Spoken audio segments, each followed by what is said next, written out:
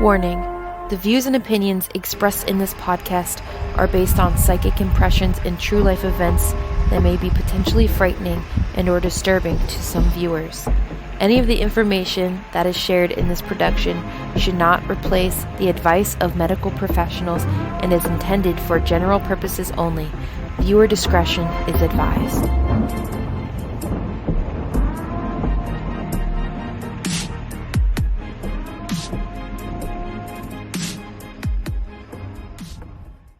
So, Chasity, Yes. what is the name of this recording? Tits, I need to get my shit together. Yeah, you were behind on that. Okay. I wrote this in 10 minutes. I'm proud of myself. You did a great job. Thank you. Thank you. Hello, everyone. My name is Chasity, A.K.A. the Luminary Luna Beams. And I'm Emily, the fine art medium.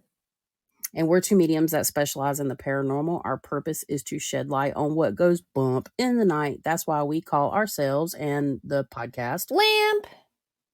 Lights at midnight. Yay! Anyways, so today, folks, we have a special guest interview with Kristen A.K.A. Silent Echoes. So we're going to dive into her origin story with the paranormal and supernatural things. And we do have a few things to discuss first, but I want to take this opportunity to remind everybody this season's name is Origins. So we focus on the origins of our special guests as well as our origins. So we are taking you on a journey from midnight to light. Yep. Now, so as far as announcements, in this episode, we're starting something a little bit new. I would say changes, but it's more like integrations. So we are working with a couple podcasts, and I like to call this Supporting Spooky. So it'll be like a promo for different podcasts. They're roughly 30 seconds long. It won't take up much of your time, and it will probably be in the middle-ish to this episode. So you'll start to notice throughout our episodes, we'll have up to 30-second promos for different podcasts. So definitely take the time and check out these folks if you're interested. And yeah, we have some exciting things coming up in the next couple episodes to share with y'all. So we have a lot of great changes coming along. So this interview will be a fun one because she is one of the first people that Chas and I have had astral realm experiences with that the other person remembers, which is really hard to find.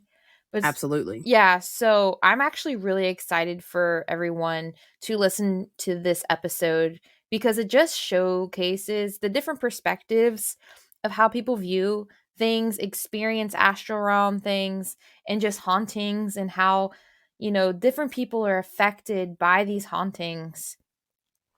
Absolutely. And we'll probably, because this interview was fairly long, so we'll be keeping in some of the astral experiences in with this episode and focus mainly on her origin story.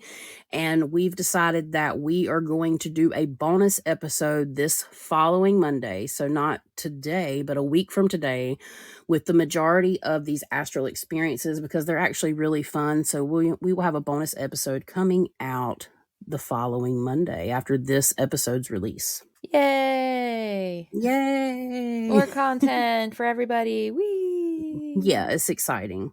And let's see. Well, I think we've made it to this week's experiences. So, Em, what do you have for us this week? All right. So, for my experiences this week, it was strange. So, I forget what Chas and I were talking about. We were talking about something, and then all of a sudden, I hear a clank on the floor, and I'm like, I know what that is. It was my demon sign that I have on my bathroom. It says, please don't summon demons in the bathroom. And I thought it was funny. So, I taped it up there haphazardly, and I'm just like, yeah, I'm not surprised it fell. But then I don't know if this happened in the same night or the same day, but I heard something else fall, and I was like, what is that sound? Hades and I actually got out of bed to see what it was, and we couldn't find anything. And So that's when I started seeing the image of this cloaked or hooded figure thing that was hunched. And I was just like, that's fucking weird. And it looked like the Hermit card from tarot, but like a woman version. And it was hunched and a little bit shorter. And I was just like, that is so fucking weird. And then Chasity was like, hey, this looks like the evil witch from Snow White. And I'm like, oh my God. Yes, it does look exactly like that. Yeah. Toilet demons and Snow White bitches. I'm just Sorry. like, the fuck, man. Yeah. So she sent me this picture over Facebook Messenger. And I'm like, yep, that's exactly what it looks like. And yeah, so I go to the bathroom because I go to the bathroom before bed before I get comfortable. And I found what it was. It was one of my pill bottles. But before we realized it was a pill bottle, Chas was like, it kind of looks like a plague doctor too, which is very ironic because what had fallen was one of my pill bottles. Yeah, it was weird. It was Hmm. something just strange that happened, coincidence. Yeah. Yeah, I don't know if it's coincidence because today I heard a knocking noise. Both Hades and I heard it. We debunked it to our fridge, but it was just weird because it literally sounded like someone knocked on the door. Huh. But that fridge does make a lot of noises because it is old.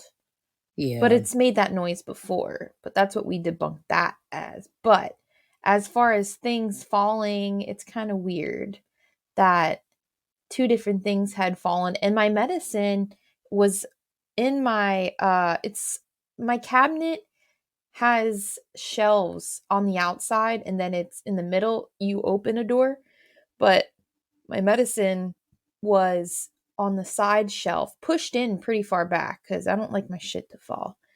And somehow it fell anyway. Yeah. That's interesting. Hmm.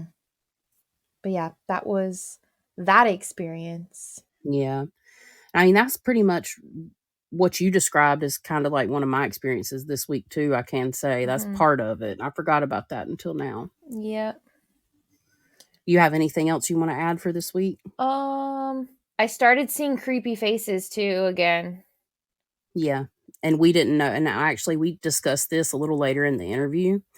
So y'all will hear. And me and Emily actually haven't talked about this until tonight. Hmm. And same thing. Like I'd stopped. So I've really been working on not seeing creepy faces, which we had discussed. Like we haven't seen them when we close our eyes and our mind eye. So we're not asleep. We're just like laying down and getting ready for bed. And we'll see certain images. Hmm. And yeah. That's exactly what started happening to me about 2 or 3 days ago. Yeah. And so it's strange, like, there may be a correlation. You know what? Totally live. I wonder if it has to do with that thing that you just talked about. We saw the hunchback, weird big nose thing. Hmm. It's possible. Mhm. And I forgot to mention, I had this dream about this girl, and it felt so vivid. I was in this bookstore, and there was like games going on and stuff, kind of like how when we were children, bookstores used to have games for children, for like groups of children to play while their parents shopped and stuff. But like I remember being in this bookstore and there's like this adult game thing going on, and I remember standing next to this girl who was on the phone freaking the fuck out. And I asked her, I'm like, what's wrong? What's wrong? And she's like, I can't go to this person, or I can't see this person. It doesn't feel right. And I was like, well, then don't go. And I remember her name was Amber, and she had like really light brown or even like dirty blonde hair that was like shoulder length, piercing green eyes. And she was pale in skin tone. And I remember, she disappeared, and then the next day happened, and people were like, yeah, that Amber girl went missing, but the police found two unidentified bodies, and we're not sure if it's her, but we think one of them is her. That's crazy. So and this was in your dream? This was my dream, yeah. Okay, I was just curious because I know you said you did some research trying to figure out if you could figure Yeah, out if it was I did some anybody. research, And I found so many people that look like her. Absolutely. Yeah, I mean, it's so tough when it's dreams like that because you've had dreams like that before that we've, Mhm. kinda talked about and tuned in on about, like, the girl with the red hair on the road. I won't go into any detail because it's kinda gruesome, but we've already talked about it in previous episodes, but yeah, Mhm. it's tough. It's tough to try to find out because there's so many people that go missing these days, like, Yeah, we should talk about that one day. we If you should. guys wanna hear us talk about missing people and maybe try to channel into some missing folk, let us know. You can leave us a comment in Podbean or on YouTube or on our socials. We'd love to hear from you. Mhm. Do Absolutely. you have any other experiences for this week? Yeah, so I can actually correlate to when the faces came back because like I said, I've been working really hard on only tapping into my energy when I absolutely need it. So I'm trying to be more in control of my abilities and when I want to use my, psychic energy on certain things. So I've had several positive interactions with people this week, including readings and stuff in preparation for, I'm getting ready to launch my Luna Beams website. So that's super exciting. But, oh, and I have some changes there too that I'll have to tell y'all about. But yeah, my experiences for this week started when I went to visit my friend. And my friend has had some medical issues lately, and when having nightmares and stuff. And I helped this friend with some candle work, some energy work. And they followed the instructions as I suggested. And pretty much, I went back a week later to go check on them to see how they were doing. And all the candles had been taken care of appropriately because I made 3 separate candles for 3 separate nights. And everything had stopped for this person, right? Well, on the way back home, I started feeling this pain in my chest, right? And I had to come home and cook. So I was cooking and everything, and my whole entire right leg went numb, which is something I deal with due to the back issues that I have. But this time it went like dead numb. And then it went straight up to my head. So the whole right side of my body went completely numb. And it was scary. It was extremely scary. I thought I was having a stroke. I didn't know what was going on, but I am aware that the nerves in my back are damaged because I've had some issues recently. Had to take a trip to the ER and all that kind of stuff, which I won't get into, but it's all stemming from my back. So I am aware that this situation could be 100% medical, but I do have to say it's very interesting that once I clear out this energy for this person and the next time that I go into their home and I come home, this immediately happens, which it hasn't happened in a while. And I end up basically in the fetal position for 3 hours with half of my body numb. My feeling didn't even come back on the right side of my body until the next morning.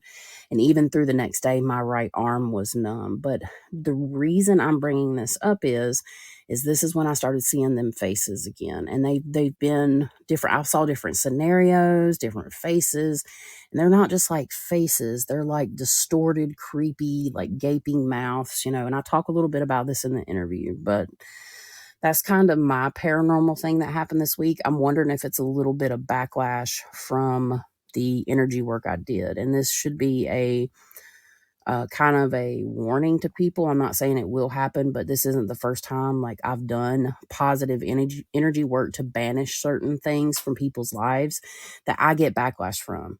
So they may be okay, but then sometimes the person that does it for them has to deal with the side effects of being attacked by other things. So I can't 100% determine if it was either or, but there is a link to starting to see the faces again. Now, could it be my fear that triggered it? It's possible because it did scare me. There's a lot of possibilities, but I figured it was worth noting. So, yeah, that's kind of my experiences in a nutshell for this week. When I help people with hauntings and stuff, I either will get their haunting and or they will attack me through my physical health. Right. I understand what you're saying. I mean, that's Mhm. something that kind of comes with the territory of this work, and you always have to be ready Mhm.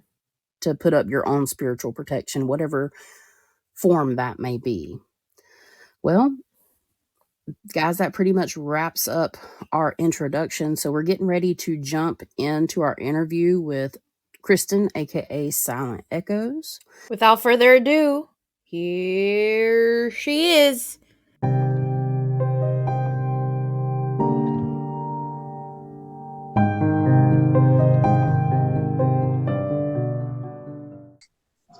Hello, I am Kristen Peters, and I go by the username Silent Echoes, which has meaning, and I can explain that later on.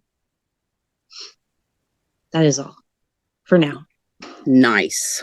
Sweet. Alrighty.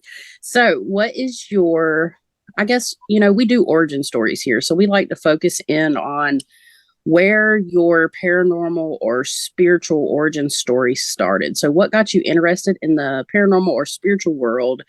And was it through like unexplained events, hauntings, general interest? And if so, how did it start and when did it start? Okay, so I became aware of the paranormal when I was either 4 or 5, because my very first home was haunted as F, and it used to be a church or something. I can't find any history on it. I would have to pay money to get that deep into it. All I know is it was built in 1935, which I Yeah. just recently looked up and found out. And it's a creepy ass house. I had a lot of my first encounters there, like a lot of them. Yeah. Um, You and I've talked about it. yeah, that house is whack. Yeah. Creepy as fuck. For real. Like, so we talked about some of your experiences there. We definitely like to hear about some of them. I've got the cold chills just now. I absolutely did. And I don't normally don't happen to me. So this is going to be exciting. All right. So do you remember any like significant paranormal or spiritual experiences of interest that stand out from your past? All right. Well, when I started with the paranormal, it was at that house at a very young age, and it's a paranormal journey that I didn't ask for. And I'm similar to a medium, and I'm psychic too, but it's not like too potent or whatever. I can prove things, but I also still like to rule them out. And I'll admit if I don't know something about it. My interest in the spirit world comes from the very first home I lived in, and I have encountered the paranormal my entire life. It's like the paranormal chose me, I guess. Um, I feel like I was actually sent here. Um, like my soul is advanced to a certain point, and maybe that's why I remember. And I remember since I was a kid. I can't say if it was a dream or not, but I swear I still see it in my head. And I was out in like what looked like space, basically. And there was a male presence, a huge masculine presence that was just nothing but good. And I don't know why it was a male, and I didn't see his face. And he was talking to me about something. And then I saw this row of body parts. Like I chose my head, my hair, my torso, and everything. And then I was sent here for some reason. And so I feel like I was just born with gifts, and I'm born to do something with my gifts. And I don't know what to do about it, how to go about it. And I also worry about how I have such anxiety and depression. It keeps me from so much. It's very depressing, even though it does help me. I don't meditate enough, but I try. So there's that. And some of the experiences like that you had at your first house, could you tell us a little bit more about maybe when you were younger in your first house that you remember living in where you had these paranormal experiences? Could you give us an example of one of them? Yeah. So, one of the very first experiences I ever had, I was sleeping, and I don't know, I didn't know if it was my mom or not, but it had a different face. It like put my hair behind my ears, like as if my mom would do, but she didn't hardly ever do that. I don't know. I don't know. It's confusing. But I opened my eyes just ever so slightly, but also trying to pretend like I was still asleep.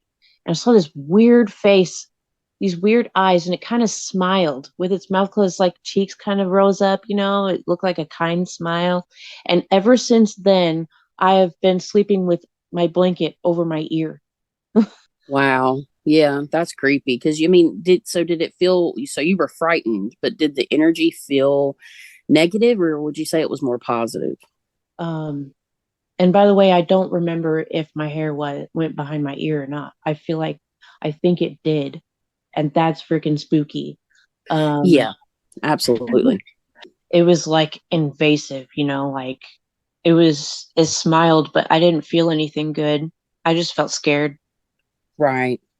I understand. I mean, it's scary. Anything, even if it's positive, it can still be scary, because that reminds me of like the time I had my vision and I actually come up out of my body and felt it. It was still scary, even though it was something positive.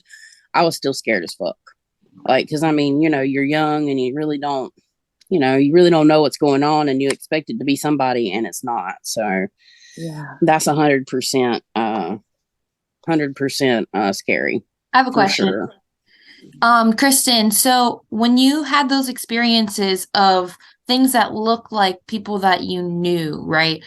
Um, in my perspective of how things try to trick me is they'll try to look like somebody, but the energy will somewhat feel familiar, like it's them, but then they'll look completely different.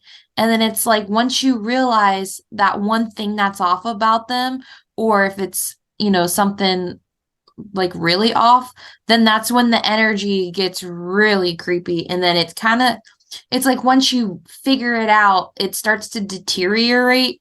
And then that's when the creepiness and the bad vibes come in. Mm, Do you yeah. ever feel, yeah? Yeah, I've felt that. But I haven't had many encounters of thinking that this entity was somebody I knew. And I felt like it was my mom because that would be the normal thing to do, or, the normal thing to think. Right. I don't know. But the only time that a spirit has ever imitated anybody that I knew, it was my husband when my son was a baby and we lived in this apartment and I saw a giant ass ghost. And Yeah. before I saw him walk around the corner, I heard my husband's voice say, "Honey, I love you." And I looked up at the door and I'm like, "Honey, is that you?" Because my husband has big, broad shoulders. So I thought it was him, but it wasn't at all. It wasn't at all. That's terrifying. Yeah. Hmm. I had a mimic spirit do that, pretending to be V.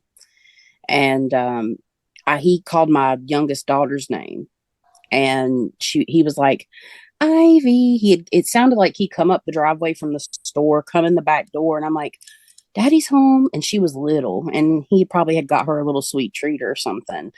And I'm like, go see Daddy. And she, like, is alert and everything, and goes in there. She's like, Daddy's not here. So that's one of the creepiest things I think you can experience. I mean, there's obviously other things, but when they mimic your significant other or your family and it's their voice, that's crazy.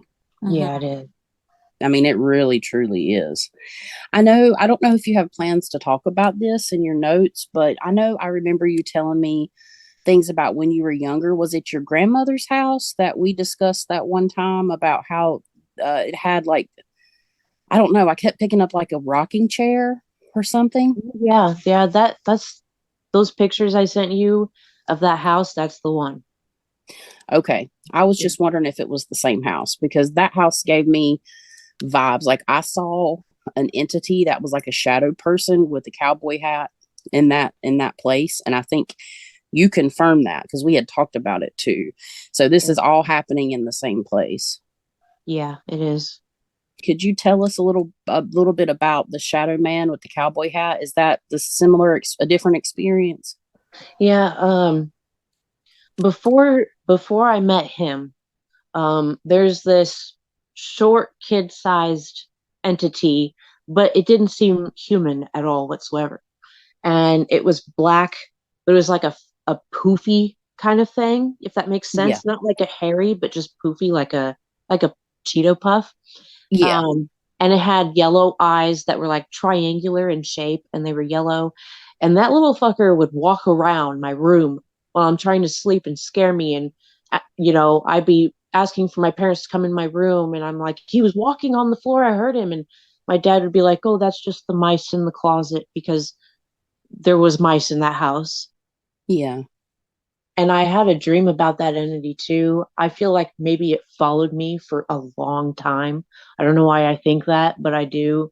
And I had a dream about it, and I was in this like dark apartment, and my mom's family members that I was always around was out in the living room, and it was nighttime, and I saw it, and I was scared, but for some reason I chased after it, and it went right there into the bathroom and crawled into the bathtub and just Huh. stood there and looked at me. And I was trying to tell my grandpa, there's something in the bathtub, there's this thing, and nobody was even getting it. Wow. So, but I saw it in my dream. It looked just like it did in real life. Yeah. And so the the Hatted Man. I don't think it's the Hat Man, because the Hat Man is like this sinister entity that sucks in all of your fears and your traumas in your head, while you're sleeping. Right. And he'll sit at the corner of the room, and he can have eyes and a smile and stuff. But this seemed more like a ghost. Um, I was 9, I was 8 or 9, and we were there for the summer. We would go and travel to Colorado to go there and stay for the summer with my family until my grandparents passed away, and which was when I was 11. I haven't been there since I was 11. Wow. But I was there. My brother was sleeping next to me, and it was in one of the creepiest rooms. Like upstairs, if you go to the way back, just straight, there's an aqua colored room, and there's that one, and the first one you encounter to your right. Those rooms were the creepiest, and my mom will agree.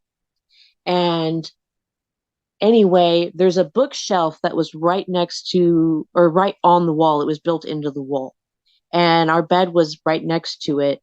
So, of course, you see the shape of the bookshelf. It wasn't very tall.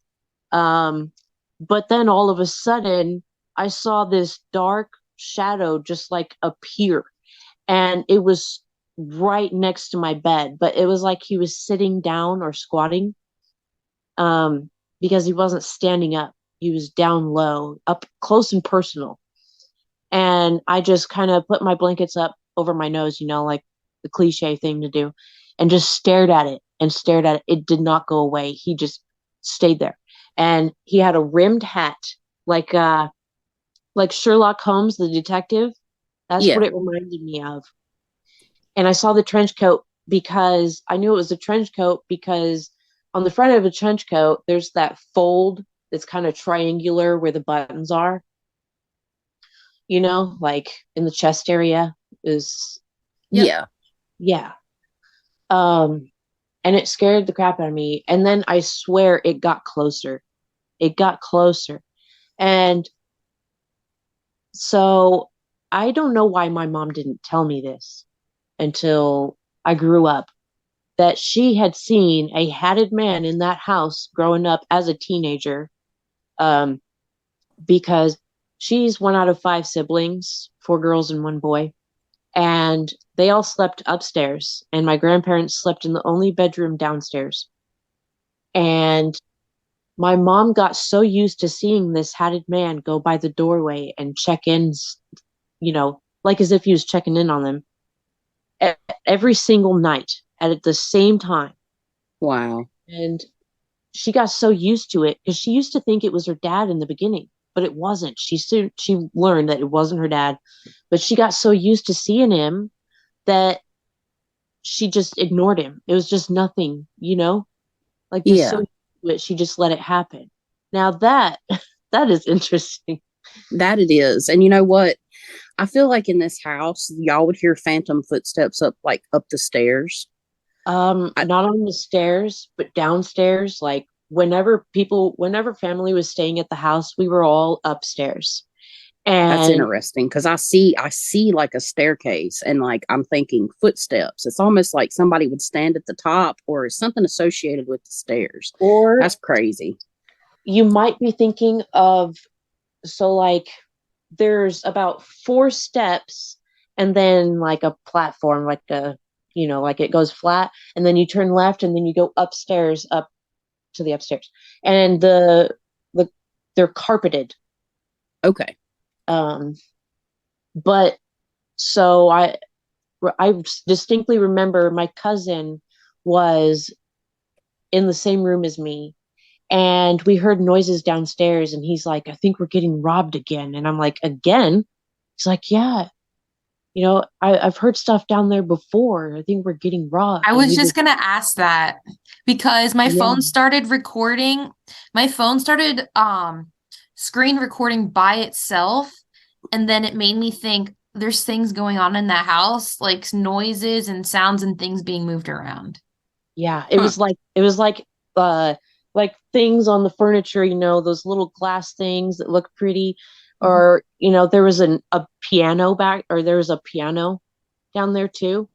Yeah. And so, yeah, you'd hear things being like lifted up and sat down, it seemed like, and just moved around. And then, but you'd see that nothing was really moved around in the morning. It was weird. That is weird. Like I think this place has some like cowboy history, if that makes sense. Yeah, it does. Yeah, It I does feel from I'm really picking Colorado. up on like guns and cowboys and stuff like that. Also, I'm thinking there's an object in your grandparents' house that was antique. I think your grandparents had some antique objects that held some residual energy. But this place, like, I don't know obviously where it's at, but I would put money on it that it can be rooted back to some type of cowboy and Indian, or I we was call just them thinking that urban. too, because Yeah. I'm picturing this cowboy, like your stereotypical cowboy with like the pants, and him literally saying, "This town ain't made for the two of us." While he's looking at a ghost. And he's going through like saloon doors. Right. I Yeah, mean, yeah, that's how it makes me feel too. I mean, it truly does. Like I feel like there's history in the grounds. Like this town used to have dirt roads and stuff. I yeah, could be completely wrong, but I feel yeah. like it has some history. I really think it does. And it's funny because even as a kid, I got that Western vibe Right. that you just Okay. said. And because Austin, Colorado is about 15 minutes away from Delta. And it's a Oh, this is in very, Colorado. yeah, Okay. it's a very, very small ass neighborhood. And all there is for anything besides going down to Delta to the grocery store, we had a convenience store that was pretty big. It had a lot of things in it. And that was the only thing besides the post office. So it was Wow. very small.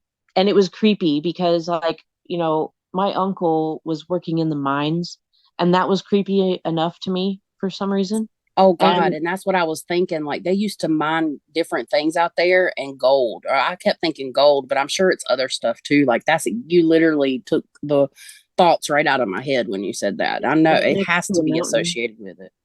Yeah, this town is literally right next to a mountain, and there's a train track that goes right through it. I just heard mine cave-in. Was there a mine cave-in? A what? Like, did any of the mines over there cave in? Like, was there Oh, any? I don't know. We're gonna do some research. That would be cool. I'm But it, interested. I'm invested. Yeah. yeah, but it looks like, there's a lot of like desert area. Hmm. So it's like there's nature and everything, but there's also desert. You know what I mean? Yeah, Yeah. So the smell of the dirt and the old wood, and the campfires and stuff like that, that's what I grew up smelling. that's So awesome though. I love the feel. Like I love the energy of that. I know, right? Absolutely. Yeah. Yeah. I'd say, have you ever had a converse? And this is just a general question throughout your life. Have you ever been able, because I have some ideas here and direction I want to ask you. Have you ever been able to communicate with these entities or beings that you've seen? Not at my grandparents' house, but I did. I did communicate with a spirit. And And now this was without this was like between you and spirit and not with like a spirit box, correct? right. So you are a medium. I really assume so for so many reasons because I'm so good at decoding spirit boxes, and putting things together, and just I can just naturally make sense of it. Right. Right. You are 100% psychic medium, and you've been having these things now. Sometimes people that aren't mediums and psychics experience stuff, but this has been going on your whole life. Yeah, yeah. I And I just wanted want to to. clarify it. Oh, yeah. Um, and I will real quick tell you about this conversation I had with a ghost. It's kind of Sure. cool. So I was 17 and I had to live with my father out of town here in Iowa. And there was a spirit of an old man. And so my dad's girlfriend that owned the house said that there was a spirit of an old man. And so I kind of observed it and I kind of felt it in a way, in a small way. And there was only 3 bedrooms, and my brother and sister are 5 and 6 years younger than me. And so I had to take the basement, which is where my dad and his girlfriend's bedroom was as well. And it was a pretty spacious basement. So what they did was take sheets and make walls for me around my bed. And so there's a staircase in front of my bed, looking, through the crack of the sheets. And I hear an old man talking to me. And he's like, Kristen.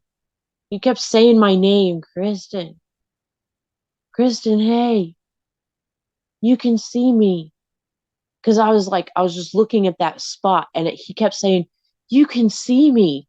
And I said, Wow. no, I can't. I'm looking at you and I know you're there, but I can't see you. And he's just said, but you can see me. He didn't say, but he said, Kristen, you can see me. Like he was set on it. I don't know. That was pretty interesting. So, Yeah, that's crazy. And it kind of backs up what I was stating, because I really think you're 100% a psychic medium. And I think this is why your life has been one paranormal event after another. And once they start, it does not stop. It's hard to make it stop. And the fact that it transitioned from a child to teenager to young adult to adult, I mean, that's significant, truly, yeah. for sure. And actually, that picture, I wanted to bring it up when you were a kid in the kitchen and there's like some type of apparition. I would like to find that picture again and share with Emily, because that stuff's crazy. Do you remember what I'm talking about? Yeah. And I have the picture in my drawer, but I looked at it again because I was curious. I think maybe it was a reflection because I took that picture with my phone. So Oh, it might okay. have So been a that one. reflection.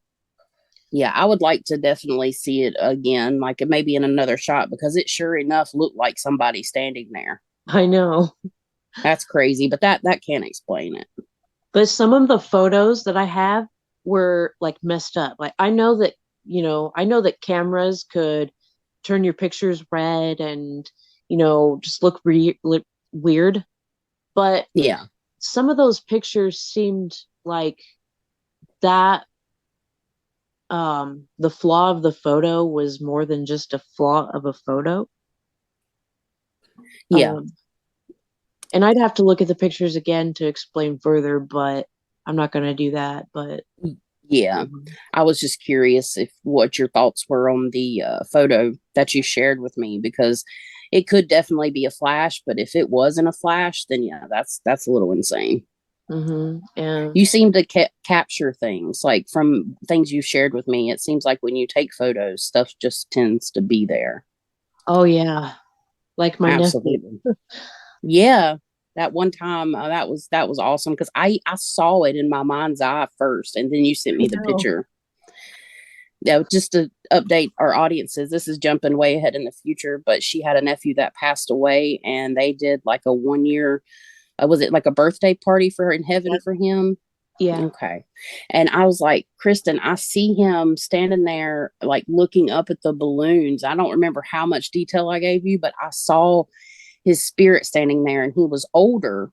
He was a little bit older than he was when he passed. He was actually standing, and he was looking up at the balloons going up for him. And I got the message that he absolutely 100% appreciated what y'all did for him and, loved y'all for it. And the next thing I know, Kristen has this picture in my inbox that you can see the shape of something standing by the fence. And it almost is like looking up. It's beautiful. It looks like a 3-year-old child. Yeah. Mm-hmm. He come to me in that form, and then he come to me. Ooh, I got the cold chills. He come to me in that form, and I wonder if he's here with me. And this is why I keep getting cold chills, because this is interesting. It happened again. He come to me as an older version of himself. I would say around the transition from teenager to young adult, and he had like tight, soft, brown curly hair. And he's handsome man, but he showed himself to me like that with wings. It was beautiful. Yeah, he had brown curly hair, didn't he? He sure did. It was really, really cool. When I heard him talk behind me. What? I don't know if I heard about this. Yeah, when I got done with my session with the psychic sleuth, I came into the garage and I went to get a drink of water. And when I was putting the water back in the fridge, I heard a young man behind me say, "Did you hear me?" Oh, and he sounded so like cool. A black version of my brother. Right, which would make sense. Yeah. Wow, that's amazing. Yeah, it's crazy how in the psychic sleuth, she's really good at what she does. So she connects with past relatives, and she does true crime and stuff. So her sessions are amazing. Like, she can connect with things, like deep things, since she's been doing this stuff for 10 years. And well, I don't want to give anything else away. I'm gonna zip it. But yeah, but she's amazing. Yeah. And I'm glad that you got to do that. That was awesome for sure. And a big thing that came out of that was the fact that he kept saying that we have a soul contract and that he knew what he was doing. Yeah. So. Yeah. And the soul contract, for those that are listening, basically we know what we're going to go through in our role that we play while we're here. Like, we know before we come here. So even in times of tragedy, it's already planned. It's basically fated for things to happen. As awful as it may be, it's a soul contract between whoever it happens between, which is hard to swallow. Yeah. It can be hard to swallow sometimes, because depending on the situation, and the tragedy, it can enrage people, make people angry, whatever happens, and causes a lot of problems here. But it's something, unfortunately, that we're all meant to learn from. It's a lesson, and it's part of Earth School. So just to kind of explain that briefly, if our listeners don't understand what a soul contract is, I'm sure most do, but just in case. Hey Lamp fam! Have you been thinking of starting your own podcast venture? If so, consider using Podbean as your one-stop shop for everything podcasting. You can create, record, host, distribute, monetize, and merge your podcast all from the Podbean mobile app or your desktop setup. Podbean offers a 4-tier pricing plan that is sure to fit everyone's podcasting needs, starting with the free basic plan for anyone that signs up with an account. Chas and I currently use the Ultimate Audio plan that starts at $9.99 a month for a yearly subscription, and it really has been the most valuable tool as new podcasters with minimal equipment. Honestly, I just use my iPhone and iPhone headphones, and she just used her tablet without her headphones. So it's like, even if you don't have a desktop computer, you could still record from any mobile device. It's awesome, and it still sounds great. Use our link in the show's description box below, or visit www.podbean.com/lamp. That's LAMP to start your podcasting journey. By using this link, you will receive 1 month of Podbean's Ultimate plan for free. You won't regret it. As always, thank you for your support, and now back to the show. Well, Kristen, would you like to take us through As you got older, I'd say into your teenage years and like early 20s through some of those experiences, unless you have a different route you would like to take. As a teenager, I kept feeling like I was still being followed. I feel like whatever was in my grandparents' house followed me for a very long time. Right. And I was afraid for my son. Like when I got pregnant, I was afraid for him just because of it. Um, that's weird. No, it's not, because I can relate, because I conceived my first child in the demon house that I lived in. So I 100% can relate with you on that. It was terrifying to a degree. Yeah. But I always felt like I was being followed. And then I didn't. And when I was pregnant, the apartment we were living in, I started noticing that the apartment was haunted when I was pregnant. It was like, because when you're pregnant, your senses go through the fucking Yeah. roof. Yeah. So I sensed it. I was hearing it. Something was messing with our fan at the edge of the bed and stuff. And I'm like, oh God, they're still here, But I told my husband about it. I don't know. He didn't, for some reason, I didn't get an answer that time. But sometime down the future, he told me that there was an old couple that actually lived there and died there. So it was an old couple, I guess. And then I wasn't too worried about it. And then after my son was, let's see, my son was about 8 months when we moved into the apartment where I saw the giant man, the giant spirit. And um, then we moved into a trailer which was haunted by an older guy that died there, and I knew exactly which room it was that he was in, even though nobody told me, because I could feel it, and I would get on like that spirit thingy that tells you, it shows the dots of where an entity is around you, and I don't know, I don't totally believe it, but every time I did that, there was always a little red dot in that bedroom. Ew. So Creepy. Was yeah, that I like the mean SLR camera thing? the notice like a ghost detector kind of thing. Oh, Yeah. okay. Like it's got the circle and the dots. Okay, because I'm thinking the dots, because like the SLR thing, it like makes a connect the dots and it connects like a stick person. Oh, no, not that. And the phone one, those things on your phone, this is Yeah. not legit.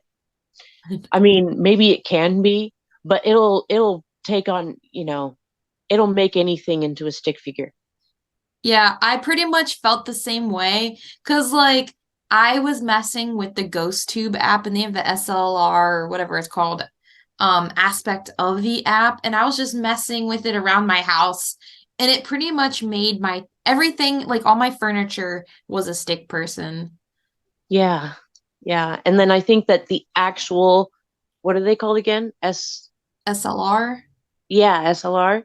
The actual ones, they Yeah. can like actually detect that stuff. I think that that can be legit, but the one on your phone, no way. Yeah, I don't know if the one on your phone has like the infrared sensors. I don't Yeah. I mean, it Yeah. does. it Yeah. does. And Yeah. they detect like shapes that look kind of human. So it can, like, I have a lamp that it's one of those stand up lamps you get from Yeah. Wally World that have like the little dish for the top with the light. Well, I took the dish off and I screwed in like a large, like clear light bulb with skeletons. So when it spins around, it has skeletons all over the room or whatever. And Ooh. it will pick up as a figure because it's long and it has a big ass like head bulb. Yeah. So it'll pick that up as like a figure. And I know what you're talking about. Like I've used the one on the phone and I don't really think it's that great. I have a Connect, and one day I might end up Mhm. trying to make That's one of what it is. those. Yeah. It'll be cool because like we want to go ghost hunting. Like I know I want to do it. I know Emily wants to do it. We want to like go do some Scooby Doo shit. I do too, but I can't, I guess. Yeah, we can't either right now. That's just we're hopeful. Yeah, Yeah. Yeah. Fingers crossed. Yeah. for sure. Okay. So, Kristen, did you want to go into further detail about the the trailer man or the haunting of that trailer? Yeah. Um, I got back into drinking alcohol about a year into living there after not drinking since before my pregnancy. Which means my son was 3. So I went like, actually, I went 2 years without alcohol. I got back into it and I got back into it heavily. And it got so bad that I was stealing change out of my son's piggy bank just to go sneak off and get a beer. Sometimes I left him at home. I'd put him down for a nap and I'd leave him at home and go get beer. I didn't do it all the time, but I sure did feel like shit when I did it. I turned into this person that I didn't even know. And I all of a sudden found out, oh, this is what drug addicts go through, you know? Yeah. Um, and it really stirred stuff up in that trailer. And I would get aggressive and everything. Well, I was also taking a bunch of mental health medications like Klonopin, which is a benzo like Xanax, and I abused it and drank heavily. I'm a functioning alcoholic, and it seemed like something grew in that trailer. The energy was just dark, and it seemed like things would move around. One time I laid down for a nap after I laid my son down for a nap, and I heard something hit the floor right next to the bed. And I thought something dropped for some strange reason, and I looked over. There was nothing on the floor. And this male spirit that lived there, he, I guess, was a creepy guy, and he was a great uncle of somebody that managed the trailer park, which is a very small trailer park. Um, I didn't know that while we were living there, and I don't know why nobody told me this. And he had a thing for me, which totally is verified by what happened when it was close to us leaving and moving out, because I went and we were in the bedroom that was his room. In my opinion, I don't know if it was his room or not, but I just know it's his. Yeah. And because the bedroom on the other side of the trailer would get too hot or too cold, it was just, the room need fixed. And my husband was still out in the living room. My son was in bed, and I was just in a t-shirt and underwear. And I was laying on the bed looking at my phone, and all of a sudden I felt like this spider web, static electricity, like fingers just going, like touching my leg and, like caressing my legs. Oh my God. It felt like the static you get off a TV screen or a computer screen, like you know what I Yeah. mean? That's what it felt like. And it felt like fingers, and it was moving down my. And so I'm like, okay. I thought, if I tell him, stop it, he's going to have to stop. So I said, stop it. And then it stopped. It worked. I didn't feel it anymore. And then I'm like, okay, do it again. And he did not do it again. Wow. Um, That's I creepy. see him. I can see him clearly. Do you know what he looked like before? You probably no. don't know. Because I'm seeing this pudgy white guy, with one of those hats, and he's sitting in a lawn chair in front of the trailer drinking a beer, and I'm pretty sure you're picking up his energy of him being an alcoholic too. Oh, And yes, yes. all that did was kind of enforce an issue, because with the mental health issues they can make it worse. Yeah. So because you had something that's already pre-existing, all he did was make it significantly worse, because I see him there, Yes. and that thud next to the bed, I got an image of him passing out next to the bed That's Huh. interesting. Wow. with the Yeah. yeah, I just see him sitting in the yard, in the lawn chair, like like one of the foldable ones. And Mhm. he's sitting there with the beer, and his tummy's kind of sticking out, and he's Mm. yeah. probably smoking cigarettes and a bowl of weed, Yeah. Yeah. and smoking meth in the trailer in the bedroom. Probably Yeah. so. It's very possible, and the whole situation is like, I can relate to you with, having, I don't know if I ever got quite to be an alcoholic, but I did drink a lot. I never had to wake up and have a beer, but at certain times in my life when I lived in my demon trailer, basically, up in the sticks, it did have an effect on me, like the blackouts and the rage and all that. And like, Em was saying, when you consume, especially alcohol, there's other things like in moderation you can do that will not affect, you know, you spiritually as much, but alcohol is one of them. And they call it spirits for a reason, in my opinion. And what it does is lower your natural protections in your aura to be able to like defend yourself. So you are just open to be bombarded with all kinds of psychic energy. And where you're already basically a psychic medium and you have sensed these things your whole life, it allowed things to get more or closer to you, rather. And that I think you could probably agree with me on that one, because everything that you went through in that place. Yeah. You were very so at that point in time, because of the alcohol, you became very influenceable. Yeah. Yep. I was very, I mean, oh, it got so bad that one night we were sleeping and I heard a demon like doing a growl scream, that awful, wretched, demonic scream, and it was Yeah. just beating on the bed, like on the side of the mattress where my husband was sleeping, and I heard it in my sleep, and when I opened my eyes and sat up to look over at that side of the bed to see my husband's asleep and it's quiet. That's crazy. So you think that happened? Were you wide awake or were you in that in between state? I don't know. I took some sleep medications called Seroquel. Okay. Um, Yeah. but that's the only time that I heard that demon scream and a beat on the mattress. Hello, I'm Rebecca Rosewood, and I'm here to help you keep your curses hexy and your hexes sexy in this snarky, true crime and paranormal podcast. If you like a little personality with your true crime and a little scare with some flair, Thrice Cursed is the podcast for you.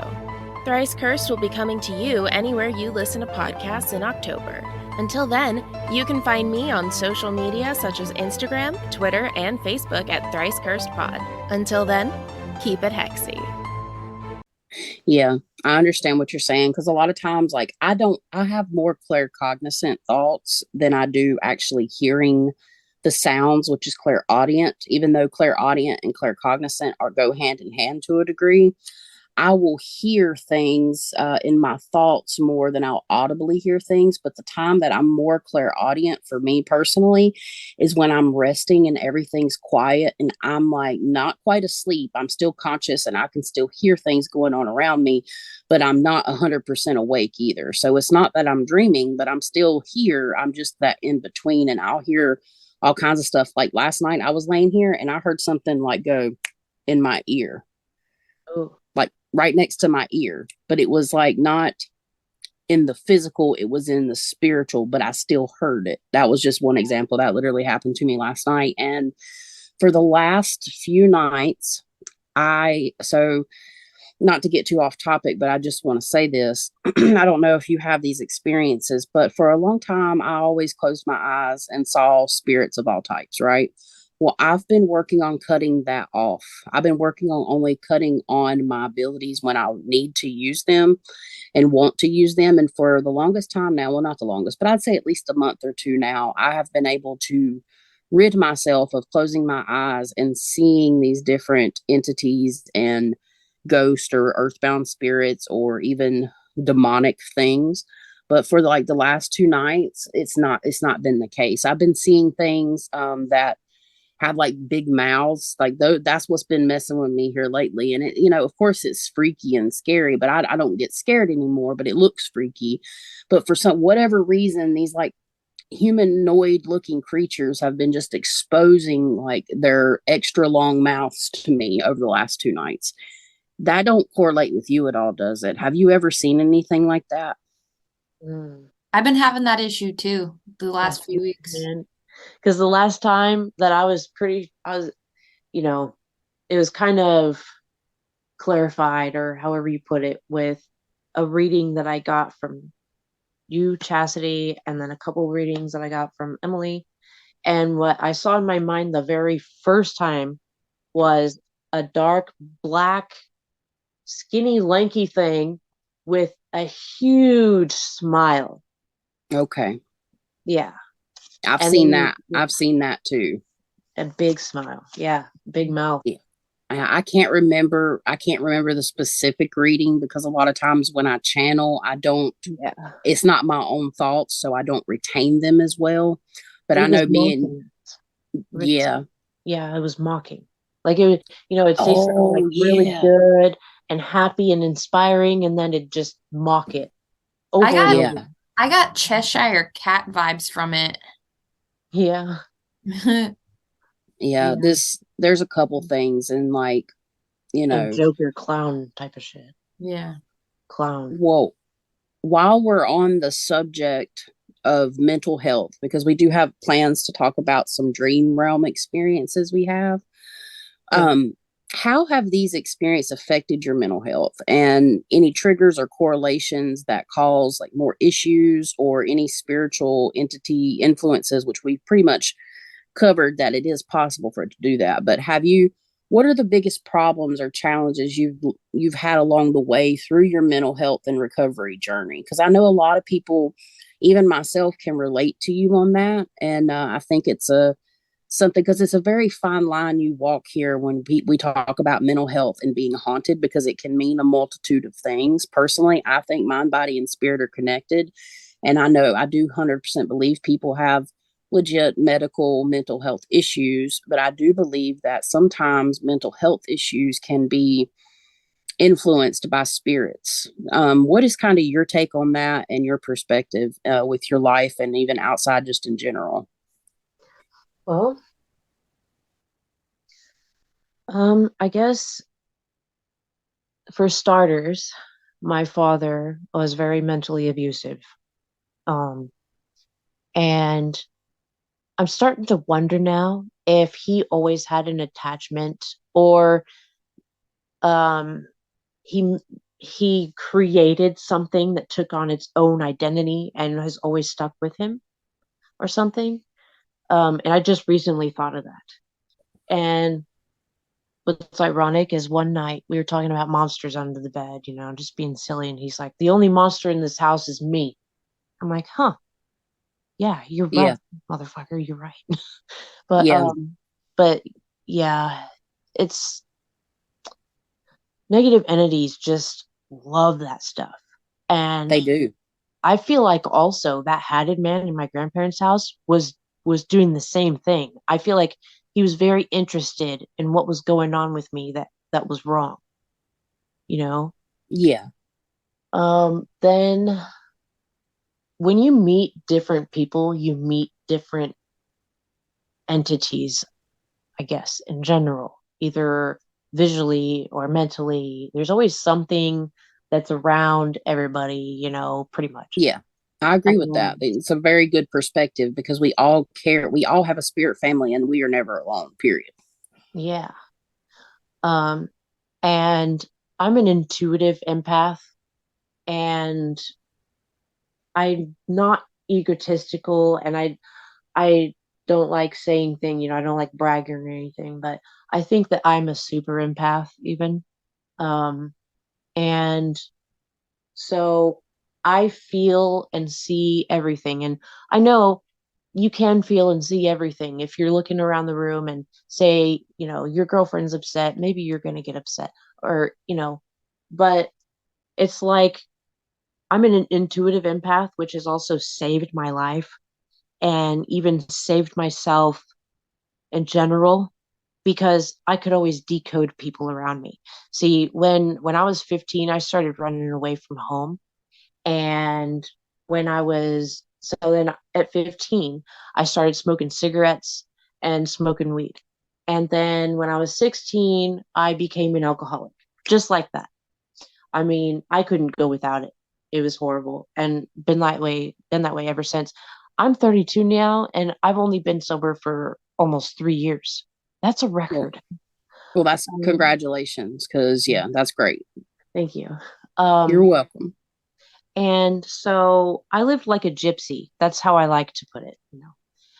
Because I basically did whatever I want. And honestly, it is easier to be a female when you're trying to run away and, stay with people because if you're a girl, then you know what I mean? They're more likely to give in to you. Like, Yeah, so it's like I did use people to an extent, but it's not like they were decent people. yeah, Um, all the people that let me stay with them were all drug addicts, alcoholics, potheads, um, uh, criminals, people that have been in prison. I've even met a Satanist once that was in prison, and he did so much meth he didn't even know where he was one time. That was wild, and he was creepy looking too. He had like dark short hair and piercing blue eyes and a pointy nose, and he was pale, and he was a trip.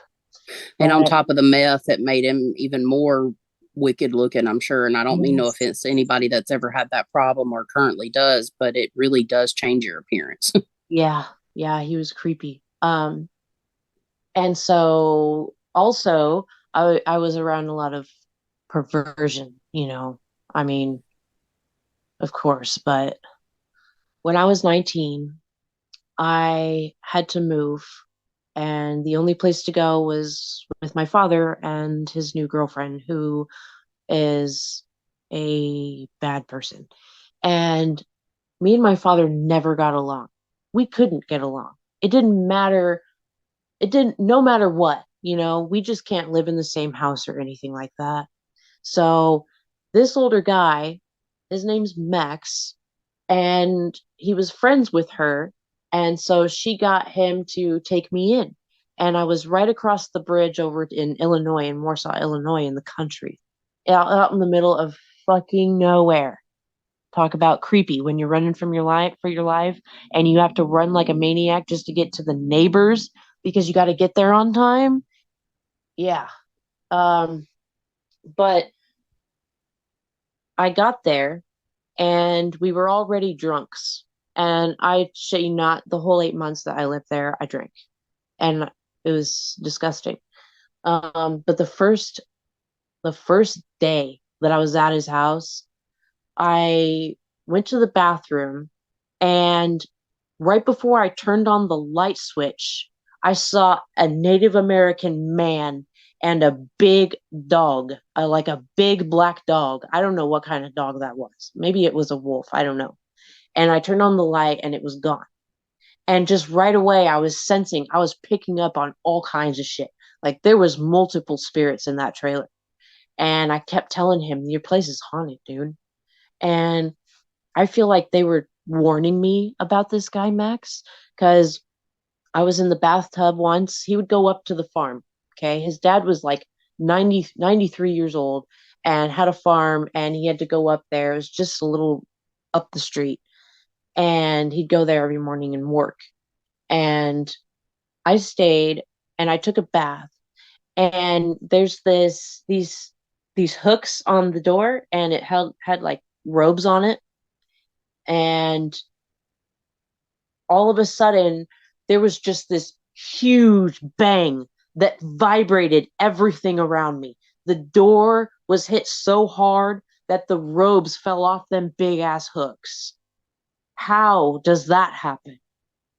I was the only one there, and it was a bang that I don't know how a human would even be able to mimic that. It was insane. It was almost like And a warning. yeah, it's like you need to get out of here. And I kept getting more and more scared of him. Honestly, I never trusted him a single day. I stayed with him because I wanted to get away from my dad, but he was sketch and he was not afraid of prison. And he used to cook meth. He's just this old farmer guy that don't give two shits about nothing. So that's even scarier. And Absolutely. and I got scared of him, especially one day, just by the way he was talking to a friend. And we went back to the trailer and he left. And I was coloring because there was no internet. I had no cell phone. There was just a home phone. And there was a really old computer in that room that had no internet or nothing. So I was basically stranded. I dropped off the grid. Nobody knew. Um, and anyway, let's see. So I was sitting in the living room, and there's a bathroom to my left that doesn't have a tub. It's just this a little bedroom with a tiny bathroom. And I heard the porcelain of the toilet tinking. It's like the seat's up. I didn't use it. Only Max used it. So the seat was always up. And it was tinking. I swear. And I got up, and as I walked into that room, it stopped. And I sat down, I was coloring, and I heard somebody running through the trailer. It wasn't like full, like realistic. It was just there enough to notice. You know what I mean? Yeah. And I'm like, this place is haunted. And then come the day that he really, really scared me, and he got a friend in on it. And I think his cousin started it because the night before it happened, we were at a bar and I had this girl with me, and he left with his cousin and didn't even come back and just stranded us at the bar. And I spent the night with her, and the next morning he blew up her phone over and over since 6 o'clock in the morning. It was very annoying because he was like, kind of controlling and told me what I couldn't do and who to hang out with, and was pretty jealous of guys, even though this motherfucker was 62 years old. You know, uh, He thought he had him some young thing around because if you guys, Kristen's a beautiful woman and she's always been. So he was lucky to even have you there and to be in your presence. Thanks, I appreciate that. That's nice. Absolutely. And I have to also add something about Max is he's had strippers live with him before. He's been good friends with somebody that works at a strip club, and he knew and knows strippers, and they've lived with him. I've seen old things like old makeup boxes and stuff like that. And there's this one girl named Carly, and she wasn't a pretty girl. She really wasn't. I saw a picture of her, and I'm like, I wouldn't give her $1. But Bless her heart. I know, but honestly, I'm like, so if you guys were close, why didn't she call you anymore? Like, or why didn't you call her? And he just, I don't know. I don't know what happened. I don't know where she went, and it kind of was sketchy to me. It was kind of sus. Because at the farm, there's a huge brush pile. And that dude's not even afraid to burn tires in the evening because it's illegal. And Yeah. we were out in the field watching the fire, and it was black, because of all the tires. And he was all of a sudden, he's like, "Do you see the devil in that?" Or what do you say? Do you see the devil in that smoke, or something like that? And I'm like, why are you being creepy, dude? Right.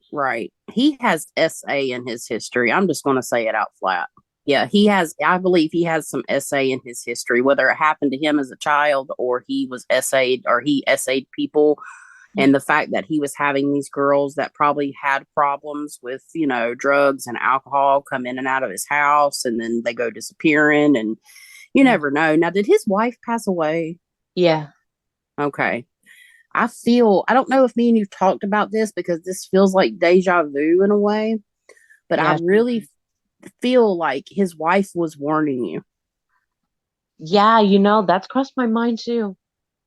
Yeah. And I also really want to, since I just remembered something, he told me that He woke up once to the girl that was staying with him. I don't know if she was living there or staying or what, but he woke up to her on top of him, like straddling him, with a knife held up in the air with both of her hands, looking at him, and Wow. as if she was going to kill him. And he talked her into getting off of him. And I'm sure he's a perv because the very first day I was at his house, I sat down on the couch and he's like, "Hey, do you want something to drink and alcohol wise?" And I didn't trust him enough to even drink it, but I said sure anyway because I was nervous. And he actually laid down on the fucking couch while I was sitting on it, on the edge of it. So he was behind me on the couch, laying down. And at the corner of my eye, when I was talking to him, I saw his tongue moving all over the place, like he was acting seductive while I Ugh. wasn't looking. It was nasty. And he didn't know that. And then he asked me to give him a back massage once, and he was on the floor and he was kind of moving his hips like he was turning him on. Oh, yeah, he's a creepo. And Yeah. it doesn't surprise me that creepy things are in the house because I'm just going to say this.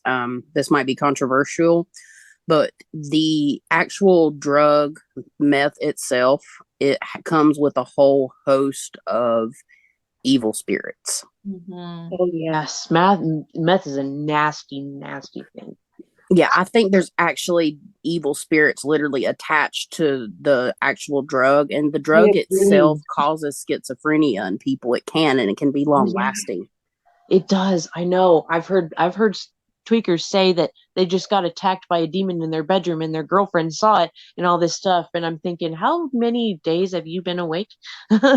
Right, and that's valid. But even like it's known that things, even like the prescription drug Adderall, can cause these types of things.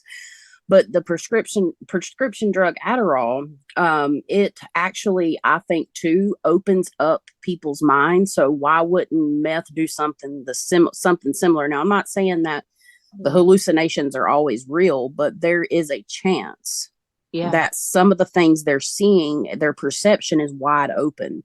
I think it Wow. opens up different parts of your brain to be able to perceive it. And yeah, I just think there's a whole host of negative, nasty spirits attached to that drug. And yeah, I Well, just, Adderall is very, very, very close to meth, which Yeah. is why it's bad that doctors are now just prescribing it willy-nilly because it really fucks up children. I abused yeah, it. Yeah. And I want to also point out too that people with a certain vibration are going to attract things of the same vibration. So a creeper is going to attract creepy ass entities. Mm-hmm. Also, I keep seeing things move out of the right side of my eye. Like I keep seeing movement and I'm just like, what the fuck is that? are you in your office? Yeah. Interesting. Well, I'll tell you a finale of the Max. So Yes. the day that I managed to get away from him, because I was afraid for my life. And that's a story that I still remember, and I won't go into detail because it's irrelevant.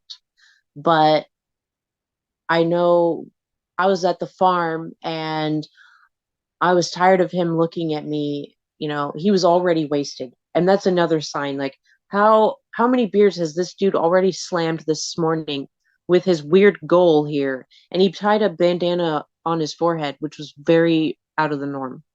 And he gave me this look, like it was so demonic, dude. It scared me. And I said, "Don't look at me like that." And I got up and I was going to go steal his car. And his friend said, and he was another old guy too. He was even older and obnoxious. And he looked like that puppet, Jeff Dunham or whatever. Um, Oh and yeah. he's like, "Typical women, don't look at me like that." And I got to the car and I didn't even hear Max. He was he was right there next to me. And I was so fucking scared. And I had to admit that I was scared because I don't know, man. I was just fucking scared. And he's like, you want to go check on the cows with me real quick? I'm like, no, I'm not going in the motherfucking field with you. I'm not going back there. And we got to he's like, just let me give you a hug. I just want to give you a hug. And I did not want him to. I did not want a fucking hug, but he hugged me anyways. And he squeezed and he held it. I mean, he squeezed me and just held it there. And I'm like, okay, Max, please just let go, let go. And he let go. And he's like, well, can I come with you? I'm like, whatever, dude. And then we got to the trailer and I opened the door and I'm like, okay, I jumped out of the car real fast and went to the front of the car. I left my door open just because I felt like it was smart. And he was still sitting in the car and he put something under the seat. And I'm like, what'd you put under the fucking seat? He's like, I didn't. I was moving a pack of cigarettes. I'm like, what cigarettes? And so it's like he was hiding something. And I'm like, okay, I'm going to go in now. I'm going to go in now. And before you get into the actual door of the trailer, there's a door before that, like a piece of shit patio. And there was creaky steps. There's only 2 steps and they were creaky and wood. And I'm like, okay, I'm going to go inside now. And I ran as fast as I could and got in there and got into the room, my bedroom, which was right there next to the door. Thank God. Locked it. And I heard his cowboy boots outside the door. He came in silently again. How can I not believe at this point that he was out to get me for, he was going to do something. And I did not even hear him leave.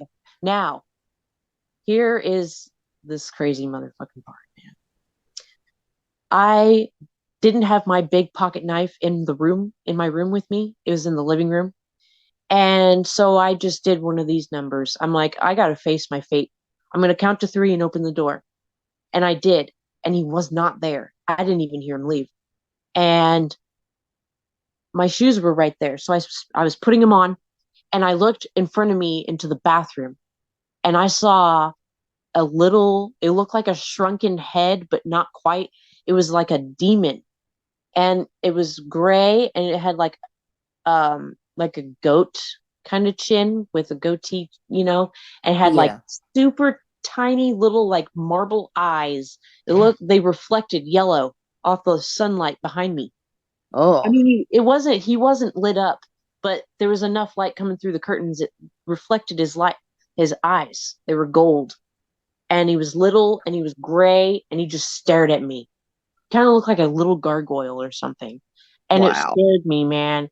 And I was putting my shoes on and I'm like, okay, yep, you're gonna drag me down, aren't you? I know that I'm not perfect and I don't know what my fate would be if I die. I don't know if I'm going to hell or whatever. And that's another thing that piled on top of it. I'm like, dude, if he kills me, that little thing is gonna come and get me. Right. That's a fair assessment. Like, not, knowing like what you knew and like how your belief system and thinking like, if I die right now, that's your particular belief system. Like, I'm going to go to hell. This thing's going to drag me to hell. Yeah. That's crazy. Yeah. So that's the next story. Yep. And you ended up getting away. Yeah, I did. And I used the home phone and dialed my father and I left a voicemail and told him I'm going to be in this one particular part or between this part and this part because I'm out in the middle of nowhere. I was going to go to the neighbors. I said, come and find me, please. And I got to the neighbors and I had an empty stomach and it was over 100 degrees and I was dry heaving, panicking, out of breath, running, dry heaving. And I got to the neighbors and I looked at myself in the mirror. My face, I didn't know that my face could ever be that red. Wow. It was awful. I looked awful. And I got them to give me a ride. They didn't believe me. They're like, oh, that's just Max. You get used to him. It's just whatever. Like they were just brushing it off. Like, oh, it's no big deal. Cool. This is the drunk. Yeah, not cool. And she's like, and there was a stack of money on the table and I looked at it. I just looked at it. That's it. And she took it. She grabbed it. And And she said, I'll give you a ride if I don't have to go into work. And so she found out I would have been stuck there. And then she gave me a ride. Thank God. And she's And like, aren't this you is in Mac? your stepmother? No, this was the neighbor. This was Oh, the okay. neighbor. Got And you. they were farmers too. Um, and they knew Max a lot. Yeah.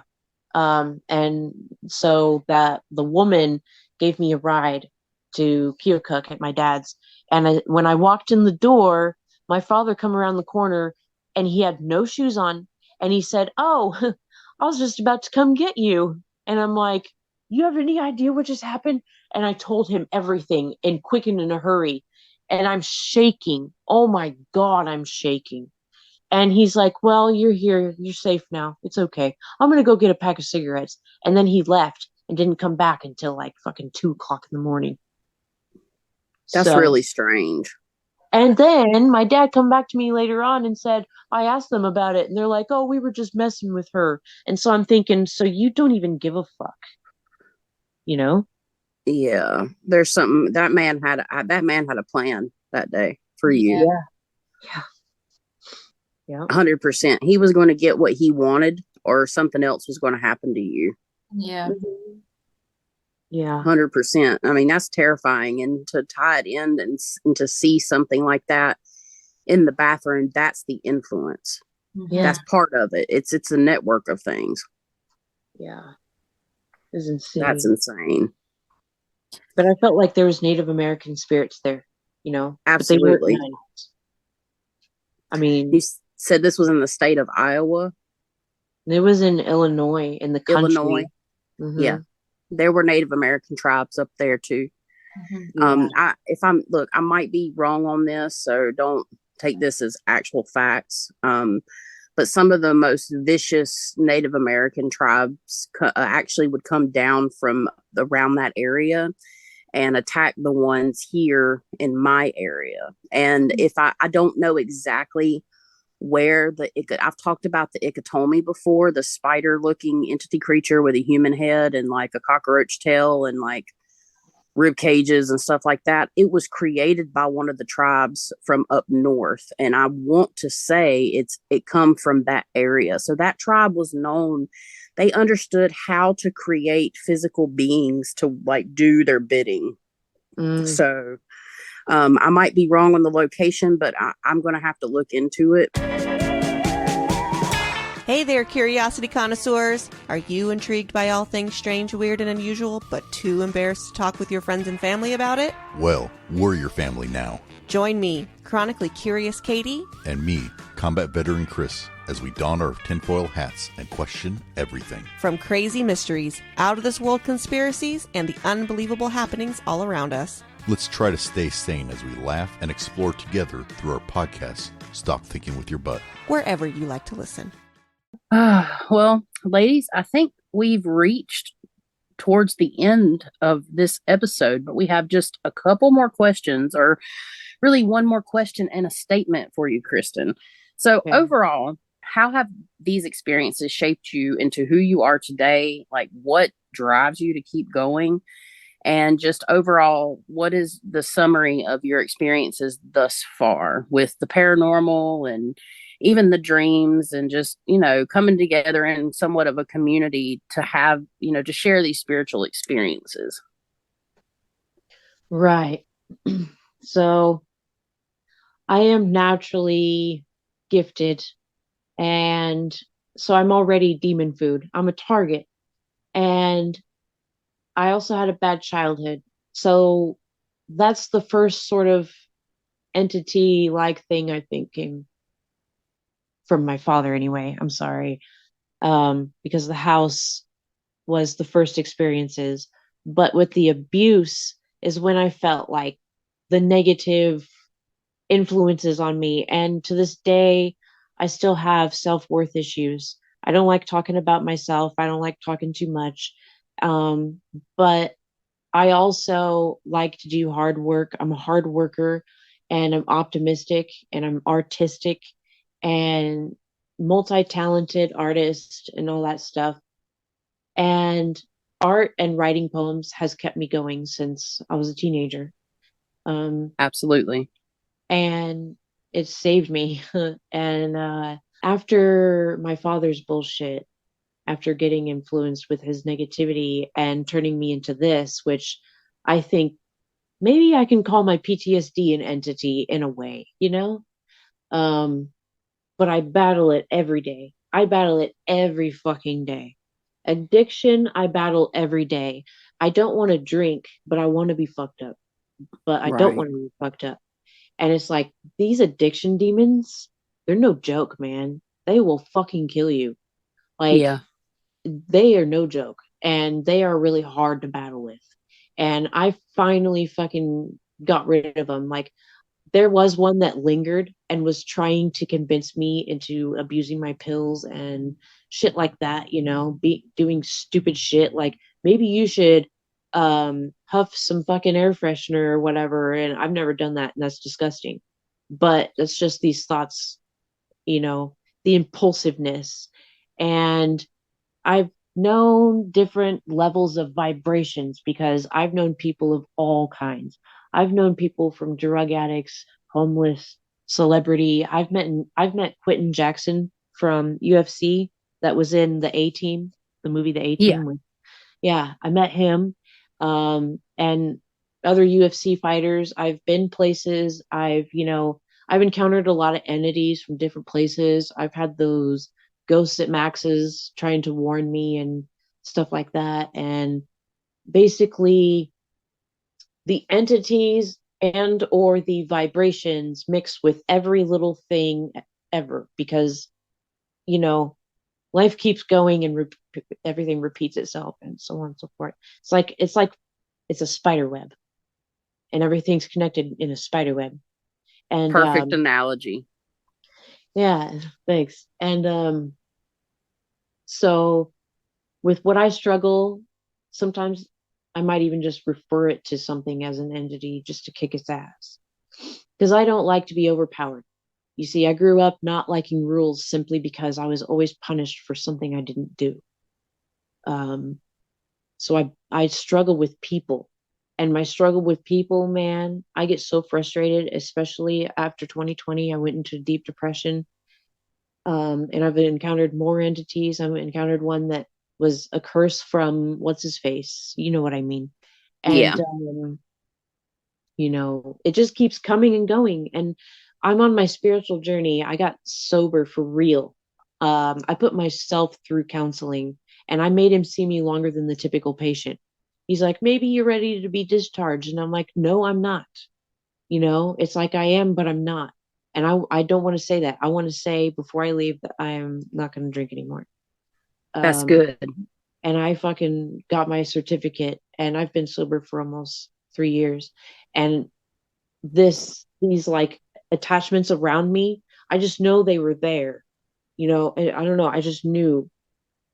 I mean, people usually, it's kind of like a cliche or whatever you call it, but demons and substances, addictions, they all mix together because they feed on your negativity, and life is about suffering, and they're here to suck it all in. So happiness is the true definition of success because it's the hardest thing to achieve.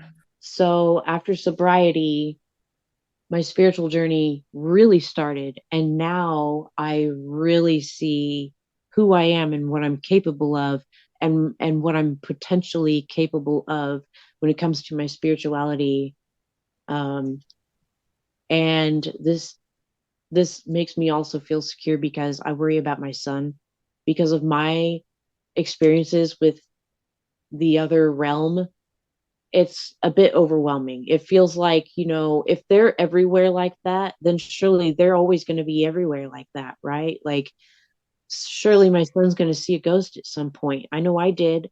And I always wonder, how am I going to talk to him about it? And maybe I need to catch it first so I can get rid of it. I'm not paranoid like that. I barely even think about that, but it's still in my head. And battling with demons is a lifelong thing. It really is. Even if it's not an actual demon, you can call something a demon. But if you're talking about real demons, which is the point in this, they're real and they will kill you. or they will try, and they will Yeah. ruin. They'll kill you on any level imaginable. Yep. And they do it through you. They do it through your actions over their influence. Most Yeah, of 99% of the time. Because, people think of demons and they think of, the exorcist. Well, things don't normally get that bad because you have all different levels of demons and yeah, up until lower vibrational human descended entities. And, it just goes, but ultimately, like, most people don't encounter like true blue, not just demons, but devils. And they'll do it through your actions, sure as shit. yeah. Hmm. Yeah. And they will drain you and make you feel worse at the same time. Well, you see, with my mental illnesses, it's so bad. I'm taking medication every day, and if I get an anxiety attack triggered just good enough, my body will have the shakes from it, and I will be over it in my head. So my body reacts to anxiety without my control. Um, so when I get down, I can get really, really down. And Yeah, when I'm down there, I'm definitely a target, and I know I'm demon food. I'm so intense. You know, my thoughts, my overthinking, my intuitive empathy, my all this stuff is like people don't know why I'm so complex. My husband says you're the most complex person I've ever met in my life. And I'm like, yeah, well, you know what? I feel like maybe I was supposed to be, you know, exactly. because I've helped people. I've helped people out of suicide. I helped a girl out of suicide just last year, or not even a year ago. And she was like extremely severely suicidal. Yeah, So for me to accomplish that, that's a big deal, because it's not just a exactly. person saying, hey, I think I'm going to kill myself. This girl's already stabbed herself in the stomach. I mean, overdosed. She's died and been brought back to life twice. And she saw her dead girlfriend. She walked in on her girlfriend um, hung in her apartment. Oh, bless her heart. I mean, and I mean that in sincerity. Like, I know we joke about saying bless her heart, but really, like, bless her heart, Yeah, because that's very difficult. I yeah. mean, very difficult to have to go through that. And yeah.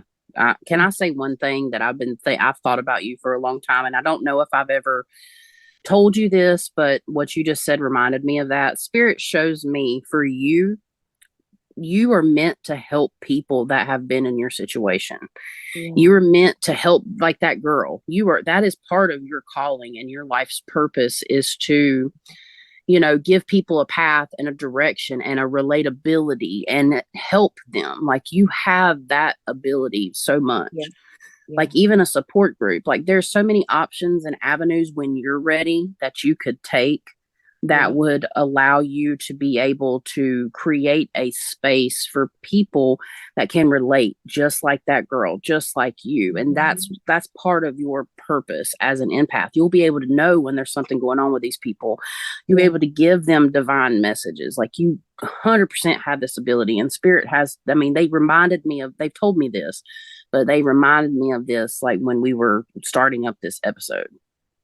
yeah. 100%. And I'm very glad that I'm aware that I have that capability, because I didn't always. Yeah. Um, and I have been an advocate for women. I went and saw this counselor as a therapist. I didn't like her as a therapist, but I saw her anyways. And she made up this group where she invited women in. It's called Women for Safety, or something about safety. And she called me her sidekick, and I was so proud. And she kept being like, listen to this girl. She knows exactly what she's saying, She was just she was a really silly lady, and she was so fond of me, and she's like, you can help people. And these girls, they came in. I only met two of them. There was only two of them, and they each went through their own very traumatic thing that was bothering very bad. And I mean, this girl, she was so traumatized that when she's driving, she feels like she has to look in the back seat because there might be somebody back there because of something Yeah. that happened. And another girl got raped in her car, so she's paranoid to be in her car. So I gave them advice on how to help cope with certain things. I can get into detail, like I can just basically I can know things without knowing it because I can. You're channeling them in. Yeah, exactly. And I can do Yeah. that online too. I can Yep. channel into you. I can guess your horoscope. I mean, I've done it. I mean, I'm not like super good, I'm not advanced like you guys, but No, but you are. That's the thing. And that mentality, and I don't mean to sound stern about this, but you are. You have every bit within you that me and Emily do. We're just on a different time frame and a different path. But yeah, they're similar. Our paths do intertwine and they do cross, and you're very capable of doing similar stuff. It's just with possibly a different set of people. yeah, yeah. I honestly think that, and with my whole heart. And I appreciate that. It's really cool to get noticed like that. Yeah, and we appreciate you. And I mean, you've been very brave to come on here and talk about traumatic experiences, and admit that you've experienced supernatural things along with mental health. I mean, it's not talked about enough, and I mean, we all Yeah, suffer from certain types of mental health, but it's not recognized. It's like, oh, she's got mental health problems. No, that's not how it is, because we all suffer with it yeah, to a yeah, degree. We to a degree, and we all experience things like the traumatic shit that I personally went through in my life has done nothing but make me a better person to be able to help other people. And that's part of, I think, certain people's existence. We're put here to help other people. We're like, I've been put here, I feel, to constantly take on other people's burdens to a degree, because I can actually transmute that energy, process them, and on the other side help them become a better person. yeah. Or I know that too. yeah, so I mean, it's a beautiful thing. And yeah, Yeah, it, it is. well, you know what, there's one thing that we were going to touch on, but I think this would be a perfect way, if you're ready, to pretty much end it. Why do you call yourself Silent Echoes? Okay. Um, so how I got it was kind of funny. Those games on Facebook where it says find out if you're this or whatever. It was a question of what's your hippie name, and it said Silent Echoes, so I stuck with it, and then I really started resonating with it, or whatever the word is. And my Silent Echoes is the fact that I can be all that I am, which is known now over this podcast. Um, and with me helping people and doing acts of kindness without even talking about it to somebody later, you know, just being this person that I am.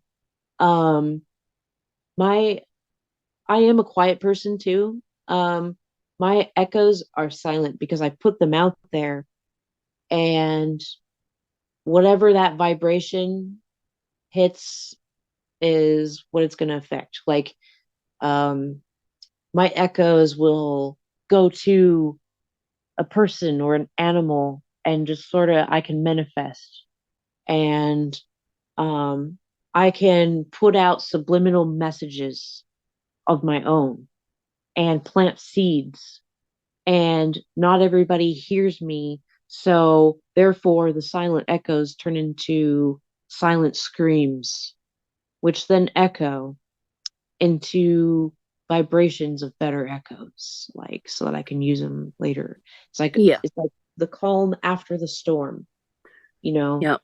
Like when you were talking, basically the darkness makes the light brighter. Yep. So Yep. It's like a metaphor that I recently wrote down is, just because it's time for the sun to rise and there's rain clouds on the horizon doesn't mean the sun's not there. It just waits for him to pass and then gives us its, life giving warmth and rays. It's there. And that's how, I mean, I see the analogy you're trying to say. Like the vibration, the ripple effects, it eventually sticks. And that is a yeah, reflection of you and other people in your life. And what you say is planting seeds. And I kind of feel the same way about like the work that I do. Like I reach people in different places in their life, and I plant the seeds, and they may not pick up on it until it may not resonate with them till later, which then it sprouts and grows into something else. Right, right. Yeah, I get it. I'm so glad that you like you get it, because dude, nobody around me knows, you know, like nobody Yeah, around me thinks the way that we do. So yeah, this is really awesome that I'm so glad that I know you guys. yeah. Same. Like, and I'm yeah, I couldn't ask for better folks. I mean, we all live in different places, but the awesomeness couldn't like exist all in one place, because I think like the world would turn into a black hole and just get sucked away. So Wow. yeah. So do you want to take a minute to shout out a couple of your socials or anything where people can find you? Sure. Don't go to my Facebook because that's private for my family and stuff. But I do have an Instagram, and it's just Silent Echoes 91. And I have TikTok that I don't really use hardly at all, so there's probably no point, but that's also Silent Echoes 91. I go by Silent Echoes 91 everywhere. And if it's by my name, then you leave it alone. Yep. Can't touch this. Yeah. Sorry. I do a lot of artwork. I do a lot of video editing for like music videos, and I create things, draw things, write things, you name it. It says that I'm a multi-talented artist, and I'm also a medium. I guess I'm gonna say it's kind of hard to say it for some reason. Um, I'm a medium, and I'm an intuitive empath, and other different levels of empaths. I have a sixth sense, and by the way, just because you're an empath doesn't mean that you can see ghosts.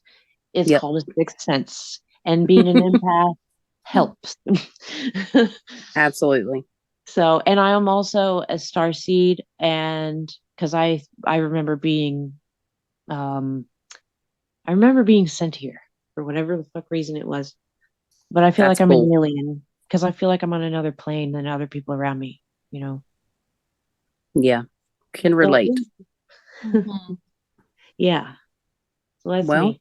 we really appreciate you taking the time and being super fucking special awesome and hanging out with us. Yeah, for sure. Yeah. That's awesome. This is awesome, you guys. Yeah, it was so much fun. Yeah. But yeah, guys, definitely check out Silent Echoes. So it's Silent Echoes 91 on Instagram. Yeah. And I guess, guys, that's a wrap. Hey, if you have a haunted story you want to share, you can email us at lightsatmidnightpodcast@gmail.com. Get in touch with us there. We'd love to hear from you. We really appreciate y'all hanging around and checking it out. And yeah, thank you so much. We are super excited to bring you some super awesome content. We really appreciate you guys checking us out. Thank you to all that took the time to listen to this week's episode. Your support means the world to us. And remember, all of us have the ability to shine brightly and shed positivity, even in the darkest of places. Stay safe, stay well, and light it up!